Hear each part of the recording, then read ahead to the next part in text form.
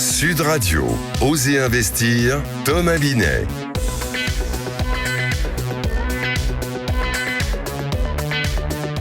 Que faire de votre argent? Où le placer? Comment le placer? On en parle avec vous, Thomas, toujours. Aujourd'hui, on retourne à la montagne. Tout chousse, hein. On y va, on va parler de l'immobilier dans les stations de ski.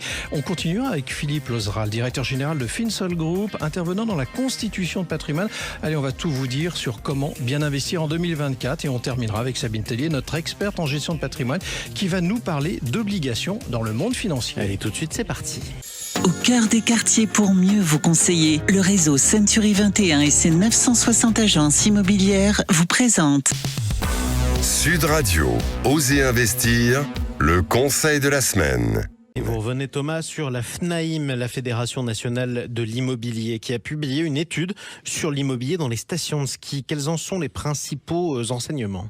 Alors d'abord que les stations de ski sont réparties sur 391 communes. Elles sont implantées dans les différents massifs, les Alpes, le Jura, les Pyrénées, le Massif central, les Vosges et la Corse. Elles sont peu peuplées à l'année, évidemment. Les 2/3 ont moins de 1000 habitants. En revanche, sont fortement dotées de résidences secondaires. Et alors, ça coûte combien les logements dans les stations de ski? Alors le prix est assez élevé, 3 933 € du mètre carré en moyenne. Oui, c'est cher. Au 1er novembre dernier, les prix ont nettement progressé depuis 3 ans. Donc la crise dont on parle ne touche pas les stations de ski, soit plus 30% en 33 mois.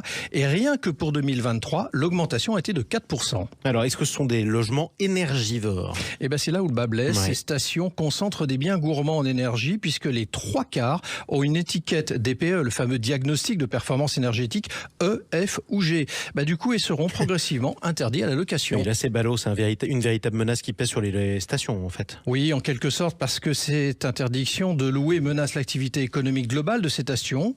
Pas de location, pas de tourisme, pas d'économie locale. Du coup, l'urgence non dissimulée est de rénover au plus vite ces biens. Ensuite, le réchauffement climatique menace la quasi-totalité des stations de ski. La hausse des températures va entraîner des pertes importantes d'enneigement et l'enneigement artificiel ne pourra pas compenser cette pénurie. Jean-Marie, une petite colle pour un dimanche matin. Allez, d'après vous, quel est le massif le plus cher en immobilier de tous ceux que j'ai évoqués? Celui des Trois-Vallées, je vous dirais Courchevel. Les Alpes. Ah oui, le massif. En tout cas, je suis dans les Alpes. J'y suis. Voilà, je vous ai même donné la station. C'est la plus chère, vous verrez. Bravo. Et le moins cher, c'est la Corse. La Corse, oui. Voilà. Et c'est dommage parce que c'est magnifique en tout cas. Tout de suite, Thomas. Justement, on accueille notre invité, votre grand témoin, c'est Philippe Lozeral, directeur général du groupe Finsol, qui a été créé en 92, qui intervient dans le secteur du conseil en constitution de patrimoine.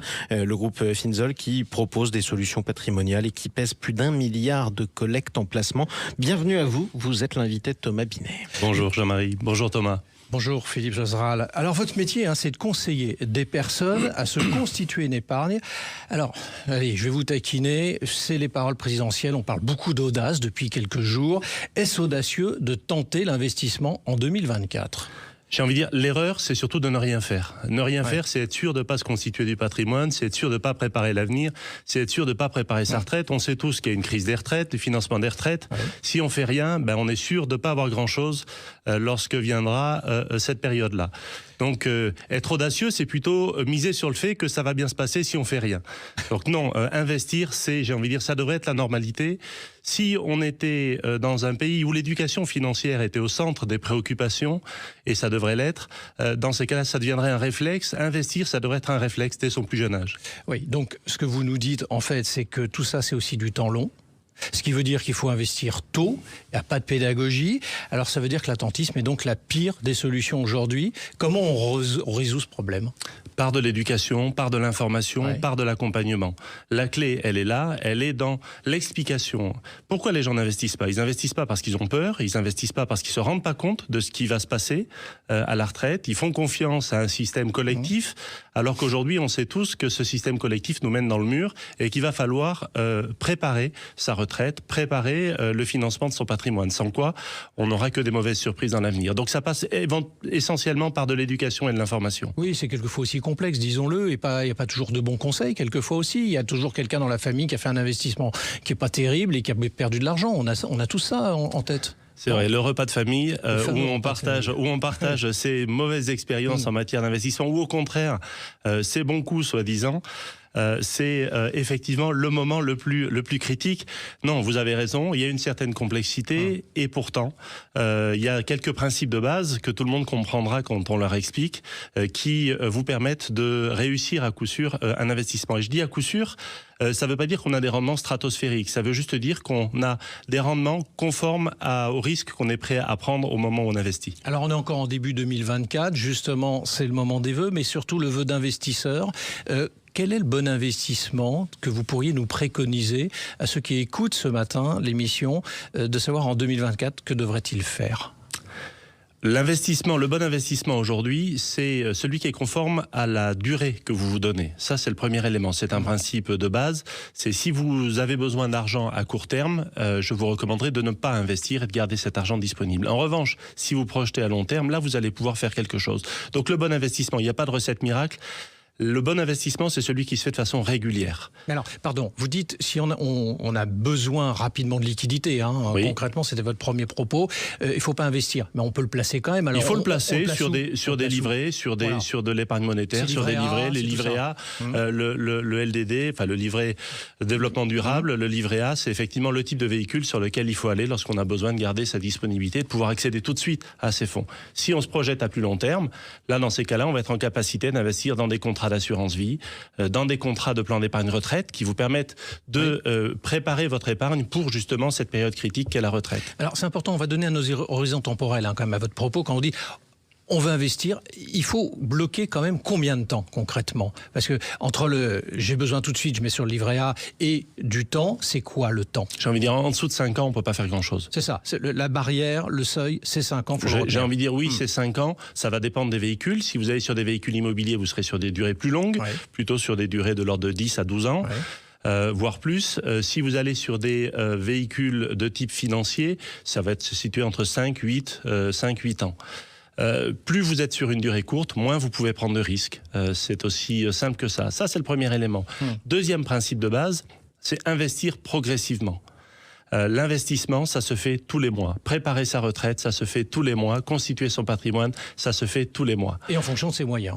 Et en fonction de ses moyens. Et c'est là que s'adresser à des professionnels qui ont cette démarche d'accompagner des investisseurs dans une logique de démocratisation du patrimoine pour se permettre de générer du patrimoine progressivement avec des produits très accessibles, ça c'est la recette. Alors vous m'avez offert la transition parce que vous décrivez, vous l'avez utilisé à l'instant, comme les démocratiseurs du patrimoine, laissant entendre que vous adressez à tout le monde. Alors justement, est-ce qu'il faut disposer d'un minimum d'argent ? Est-ce que ça s'adresse à tout le monde ?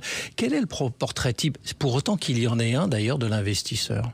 Le portrait type, c'est compliqué à caractériser. Le typologie de clients auxquels nous adressons, et celui-là je peux en parler, c'est la clientèle bancaire, les 18 millions de foyers qui aujourd'hui sont en lien avec leur agence bancaire de réseau et qui n'ont pas accès à la banque privée ou à des experts très, très pointus du patrimoine. Nous, on s'attache à démocratiser le patrimoine, c'est-à-dire à leur apporter à cette typologie de clientèle des produits de qualité ultra accessibles. Quand je dis ultra accessibles, c'est des contrats d'assurance vie très performants dès 50 €. Dernière question, si vous le permettez. Juste en ce début d'année, un point de vigilance. Est-ce que vous en avez un à préconiser à nos auditeurs ? Le point de vigilance, il serait probablement autour de la situation des marchés, qui se situe à des niveaux élevés. Il faut les suivre. Il faut les suivre de près et surtout, il faut y rentrer progressivement. Imaginons, vous avez un héritage, une grosse somme d'argent. J'ai envie de dire, investissez-le progressivement, n'investissez pas tout d'un coup. Là, vous allez risquer d'investir au mauvais moment. Eh bien, le conseil sera noté. En tout cas, merci beaucoup Philippe Lozeral d'être passé du côté d'Ose Investir sur Sud Radio. Je rappelle que vous êtes le directeur général du groupe Finzol. Tout de suite, tiens, on explique quelque chose. Intergestion REM, spécialiste de l'épargne en SCPI depuis plus de 30 ans, présente Sud Radio, Osez Investir, le coin de l'expert. Plaisir de retrouver en duplex cette fois-ci Sabine Tellier, notre consultante experte en gestion de patrimoine. Thomas, avec Sabine, vous allez nous parler des obligations dans le monde financier. C'est tout à fait ça, Jean-Marie. On va commencer donc par les entreprises. Sabine, pouvez-vous nous expliquer en quoi consistent les obligations et comment sont-elles utiles pour ces fameuses entreprises ? Bien sûr, Thomas. Donc déjà, c'est un moyen pour les entreprises de collecter de l'argent pour leurs projets. C'est comme emprunter de l'argent à des investisseurs avec une promesse de le rembourser avec des intérêts avec une date fixe.